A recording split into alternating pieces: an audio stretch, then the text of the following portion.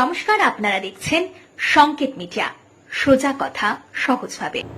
নমস্কার, সংকেত মিডিয়ায় আপনাদেরকে আরো একবার স্বাগত। আজ 6ই মে, 6ই মে মানে সোমবার। আর গত সপ্তাহে গোটা সপ্তাহ জুড়ে আপনাদেরকে বলার চেষ্টা করেছিলাম যে আরো কয়েকটা দিন আপনারা কষ্ট করুন, একটু অপেক্ষা করুন, যে প্রবল অস্বস্তি, দুর্বিষহ দহন জ্বালা, সেখান থেকে মুক্তি পেতে হলে আর কয়েকটা দিন মাত্র, এই সপ্তাহটা যাক, এটা বলার চেষ্টা করেছিলাম। আর তারপরে আজকে সোমবার, এখন ঘড়িতে প্রায় 9:30 পৌনে 10টা বাজে, কিন্তু বিকাল সন্ধ্যেবেলা আমি আমার ক্যামেরা পার্সনকে বলবো একটু সাউন্ড দিতে। আজকে বিকেল সন্ধ্যেবেলা থেকে ওটা কলকাতার পার্শ্ববর্তী উত্তর দক্ষিণ 24 পরগনা, এমনকি বাঁকুড়া, বর্ধমান, দীঘা, প্রায় সমস্ত জায়গায় কিন্তু একেবারে অবিরাম বৃষ্টিপাত হয়েছে, প্রবল বৃষ্টি। এবং আমি দেখানোর চেষ্টা করবো আমার ক্যামেরা পার্সনের ছবি। এটা দক্ষিণ কলকাতার ছবি, এটা মেট্রো ট্রেন লাইন, এটা জোকামানিরার মেট্রো লাইন। আর এইখানে কিন্তু প্রবল বৃষ্টি, ডায়মন্ড হারবার রোডের উপরে কিন্তু প্রবল বৃষ্টি হচ্ছে। খুব গাড়ির সংখ্যা প্রায় নগণ্য হয়ে গেছে, বিদ্যুৎ চমকাচ্ছে, বাজ পড়ছে, একেবারে অবিশ্রান্ত বাড়িধারায়। কিন্তু কোথাও কলকাতাবাসী বা দক্ষিণবঙ্গবাসীকে একটা শান্তি বা স্বস্তি দিয়েছে।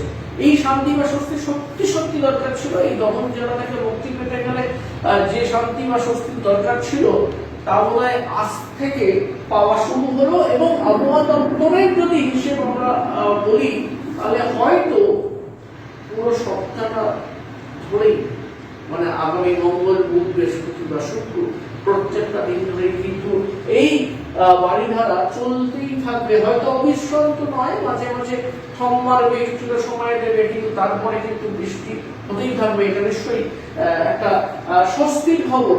যদিও যারা প্রতি মুহূর্তে রাস্তায় বেরিয়ে কাজ করেন, তাদের জন্য হয়তো সমস্যা বিষয় সারা সপ্তাহ জুড়ে হয়। অফিস ওয়ার্কদের জন্য, বিশেষ করে যারা বাইরে কাজ করেন, তাদের একটু কষ্ট হলেও লাস্ট বেশ কিছুদিন ধরে যে কষ্টটা সহ্য করছিল, তাদের পক্ষে কিন্তু আজকে অত্যন্ত আনন্দের দিন। তবে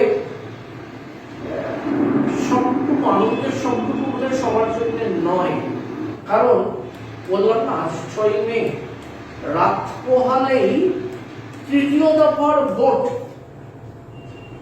লোকসভার আমরা জানি দিল্লি 2024 চলছে, আর তৃতীয় দফার যে ভোট, তার নির্ঘণ্ট কাল একেবারে সকাল থেকে শুরু হয়ে যাবে। পশ্চিমবঙ্গের 4টি আসন, 2টি জেলা, উত্তরবঙ্গের একদম উপর দিকে হয়ে যাওয়ার পর চিকেন নেকের যে ঠিক তলাটা, মানে মালদা আর মুর্শিদাবাদ, এই দুটো জেলার 4টি আসন। আমার স্ক্রিনে, টিভি স্ক্রিনে কিন্তু এসে গেছে যে মালদা এবং মুর্শিদাবাদের যে 4টি আসন, তার ভোট গ্রহণ কালকে। মালদার 2টি আসন, মালদা উত্তর এবং মালদা দক্ষিণ, এবং অন্যদিকে মুর্শিদাবাদের টোটাল 3টি আসনের 2টো আসনের ভোট আগামীকাল। মুর্শিদাবাদের মোট আসন 3টে আমরা জানি, জঙ্গিপুর, মুর্শিদাবাদ এবং বহরমপুর। বহরমপুরের ভোট কালকে হবে না, কিন্তু জঙ্গিপুর এবং মুর্শিদাবাদ, এই দুটো লোকসভা কেন্দ্রের ভোটও কিন্তু আগামীকাল। অর্থাৎ এই 4টি কেন্দ্রের ভোট গ্রহণ কালকে হওয়ার ফলে সেখানকার প্রার্থীরা, সেই সব রাজনৈতিক দলের কর্মীরা, প্রশাসনের ব্যক্তিবর্গ যারা ভোট কর্মী হিসেবে ভোট নিতে গেছেন, তারা বা প্রশাসনের পুলিশ প্রশাসন, কেন্দ্রীয় বাহিনী, সবাই কিন্তু যথেষ্ট উদ্বিগ্ন আগামীকালের ভোট নিয়ে। তারা একেবারে শেষ মুহূর্তের প্রস্তুতিতে, সাজো রব তাদের মধ্যে রয়েছে। তারা কতটা নির্বিঘ্নে শান্তিপূর্ণভাবে ভোট করাবেন, সেটা যেমন তাদের কাছে একটা চ্যালেঞ্জ। অন্যদিকে যেসব রাজনৈতিক কর্মীরা রয়েছেন, তারা চাইবেন সুষ্ঠুভাবে ভোট গ্রহণ কেন্দ্রে তাদের ভোটাররা, তাদেরকে যাতে করে জয়যুক্ত করার জন্য ইভিএম এ আঙুলের চাপটা দিয়ে আসেন, সেটা নিয়ে তারা ভাবছেন। আর প্রার্থীরা নিশ্চয়ই তাদের তো কোথায় আজকের রাতটা বিনিদ্রই কাটবে, এটাই স্বাভাবিক। মুর্শিদাবাদের দুটো জেলা, দুটো লোকসভা, মুর্শিদাবাদ এবং জঙ্গিপুর এবং মালদা উত্তর ও দক্ষিণ, এই চারটের যদি আমি লোকসভা নির্বাচন বলি তাহলে আমরা এই কলেজে নিয়ে আলোচনা করেছি। এই চারটে কেন্দ্রের ক্ষেত্রে প্রথমবার প্রধান লড়াই কিন্তু তিনটে দলের মধ্যে, এতদিন অব্দি যেহেতু প্রথম দুটো দফা হয়েছিল, উত্তরবঙ্গের 6টি আসন আমরা দেখেছি, কোচবিহার, জলপাইগুড়ি, আলিপুরদুয়ার, দার্জিলিং, রায়গঞ্জ এবং বালুরঘাট, এই 6টি আসনে কিন্তু মূলত প্রতিদ্বন্দ্বিতা দুটো দলের মধ্যে হয়েছিল, বিজেপি এবং তৃণমূল কংগ্রেস। কিন্তু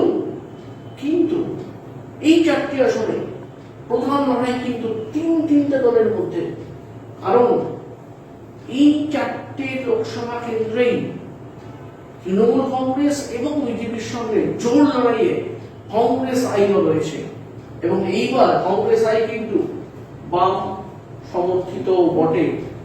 বাম ফ্রন্টের বা লাল দুর্গের ভোট সেটাও হয়তো হাত চিহ্নের যে তেরমা সেখানেও হয়তো যাবে, তার ফলে লড়াইটা আরো জোরদার।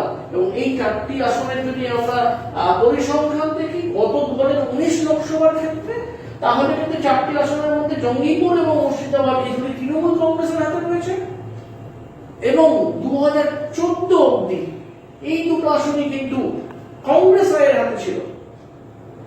কিন্তু গতবার এই দুটি আসন, জঙ্গিপুর এবং মুর্শিদাবাদের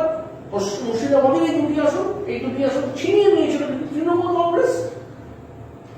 অন্যদিকে মালদা উত্তর ও মালদা দক্ষিণ এই দুটো আসন কিন্তু ভাগাভাগি করে নিয়েছে গতবার কংগ্রেস এবং বিজেপি। এই দুটো আসন কিন্তু মূলত কংগ্রেসের দখলেই ছিল। কংগ্রেসের হাত থেকে মালদা উত্তর সেটি হাতছাড়া হয়ে যায় 2019-এ, বিজেপি জয়লাভ করে। এবারে কংগ্রেস আবার কোমর বেঁধে ফেলেছে, তৃণমূলও কিন্তু হাম কিসে কাম নেহির পরিস্থিতি রয়েছে। আর মালদা দক্ষিণ গতবার অব্দি এটা কংগ্রেসের হাতেই ছিল, কি হবে এবার? কংগ্রেস প্রার্থী বদলে এমপি গতবার যিনি ছিলেন তার ছেলে, তাকে দাঁড় করিয়েছে, নবীন রক্ত, তরুণ রক্ত, তাকে দাঁড় করিয়েছে। অন্যদিকে কংগ্রেস, তৃণমূল কংগ্রেস এবং বিজেপি তারাও কিন্তু ছাড়বার পাত্র নয়, কোথাও এতটুকু জায়গা দেওয়ার কথা তারাও ভাবছেন না। এই অবস্থায় কিন্তু এই 4টি লোকসভা কেন্দ্রের কি হবে ফলাফল সেটা বোঝা এই মুহূর্তে সত্যিই কঠিন। লড়াই সত্যি একেবারে হাড্ডাহাড্ডি, ত্রিমুখী। সাধারণ মানুষ তারা নিশ্চয়ই এতদিন ধরে ভেবে নিয়েছেন আগামী 5 বছরের জন্য কাদেরকে তারা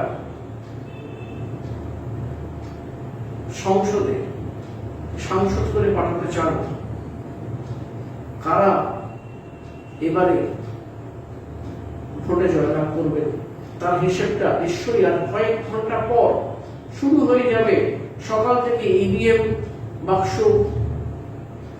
ভোটবন্দি হওয়া শুরু হওয়ার মুহূর্ত থেকে আর কয়েকটা ঘন্টা মাত্র, তারপরেই কিন্তু সেই পরিস্থিতি তৈরি হবে যার ফলে আগামী 5 বছর কারা দায়িত্ব থাকবেন আর কারা প্রধান বিরোধী হবেন তার হিসাব নিকেশ শুরু হয়ে যাবে। নিশ্চয়ই যারা ভোট দেবেন তারা ভেবে রেখেছেন কাদেরকে ভোট দেবেন, সেটা নিয়ে কিচ্ছু বলার নেই। খালি দুটো কথা বলার, প্রথম হচ্ছে যে কালকেও মালদা বা মুর্শিদাবাদে আমার কাছে এখন অব্দি যা খবর, মালদাতে কিন্তু এখনো বৃষ্টি শুরু হয়নি, যে কোনো মুহূর্তে শুরু হতে পারে। এখন অব্দি মালদার কিন্তু যথেষ্ট গরম আছে। মুর্শিদাবাদের খবর এই মুহূর্তে অব্দি আমি পাইনি, কিন্তু মালদার খবর এখনো গরম আছে। হতে পারে কাল থেকে বৃষ্টি শুরু হয়ে যেতে পারে। সেক্ষেত্রে যদি গরম থাকে বা বৃষ্টি শুরু হয়, যেটাই হোক না কেন, ভোট দেওয়ার ক্ষেত্রে আপনারা সবাই সকাল সকাল গিয়ে ভোটটা দিয়ে দেবেন। কারণ বেলা যত বাড়বে, যদি গরম থাকে তাহলে সেটা যেমন সমস্যা, অন্যদিকে সকালে যদি বৃষ্টি শুরু না হয় ভোটটা দিয়ে দিন, কারণ তারপরে বৃষ্টি হতে পারে। কোথাও এতটুকু দেরি করবেন না ভোট দেওয়ার ক্ষেত্রে, সকাল সকাল গিয়ে নিজের ভোটদান কেন্দ্রে গিয়ে ভোটটা দিয়ে আসুন। আর আরেকটা কথা, যেটা প্রত্যেকবার অন্তত ভোটের আগের দিন প্রত্যেকবার যেটা বলি সেটা আমি আবার বলবো, কেউ কোনো অবস্থায় কোন রাজনৈতিক দলের কর্মীরা আপনারা দয়া করে কোন রকম প্ররোচনায় পা দেবেন না। ভোট আসবে যাবে, প্রত্যেকবার আশা কেউ সত্যিই থাকবে, কেউ জিতবেন কেউ হারবেন, কিন্তু কোথাও যদি কোনো সংঘর্ষ হয়, আজকে দেখছিলাম যে সাঁইথিয়াতে দুটো দলের মধ্যে গোষ্ঠীদ্বন্দ্ব হয়েছে, মারপিট হয়েছে, দেখছিলাম রেল লাইনের ওপরে সাধারণ মানুষরা ছোটাছুটি করছেন, যারা হয়তো কোনো দলের কর্মী হতে পারেন, বাঁশ নিয়ে তারা করেছেন। আচ্ছা, একটা বাঁশের আঘাত যদি মাথার উপরে পড়ে সঠিকভাবে, কি হতে পারে? আপনাদের মাথা কাজ করছে না? মাথাটা তো দু ফাঁক হয়ে যেতে পারে, মৃত্যু অনিবার্য। যিনি বাঁশটা মারবেন, এটা ভাবুন যে আপনার ক্ষমতা নেই কাউকে জন্ম দেওয়ার, তাহলে মেরে ফেলার অধিকার কে দিচ্ছে? কোন রাজনৈতিক দল, কোন নেতা কি বলছেন যে ভোট পাওয়ার জন্য, জয়লাভ করার জন্য খুন করতে হবে, মেরে ফেলতে হবে? যদি কোনো নেতা বলেন আপনারা কর্মীরা সেই নেতাকে ছুটে ফেলে দিন, সেই নেতার সঙ্গ লাভ করবেন না, সৎসঙ্গে স্বর্গবাস আর অসৎসঙ্গে সর্বনাশ। সর্বনাশ আজকে যদি অন্য কারো করার কথা ভাবেন, মাথায় রাখবেন কালকে সেই সর্বনাশ আপনার সঙ্গে হতে পারে।